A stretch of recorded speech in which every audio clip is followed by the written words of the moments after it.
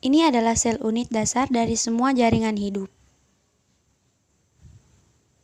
Di bagian besar sel manusia ada struktur yang disebut nukleus. Nukleus mengandung genom. Pada manusia, genom dibagi antara 23 pasang kromosom. Setiap kromosom berisi untaian panjang DNA yang dikemas erat di sekitar protein disebut histones.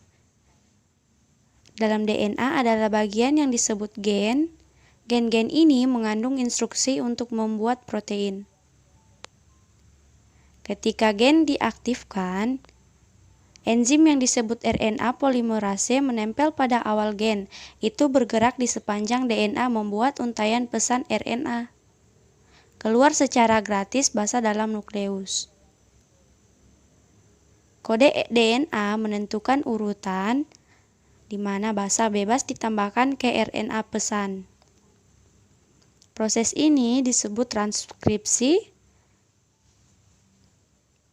Sebelum pesan RNA dapat digunakan sebagai tempat untuk produksi protein yang perlu diproses, ini melibatkan penghapusan dan menambahkan bagian-bagian RNA.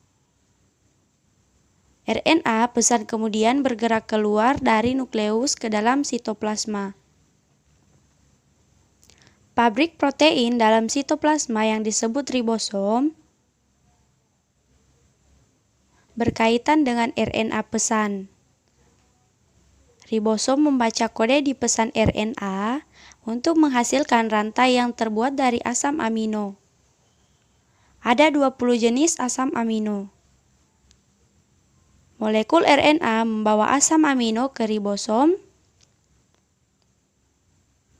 Pesan RNA dibaca 3 basa sekaligus.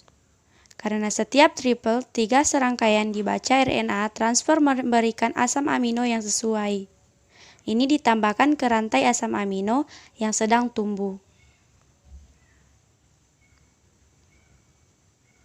Setelah asam amino terakhir ditambahkan, rantai terlipat menjadi bentuk 3D yang kompleks. Untuk membentuk protein,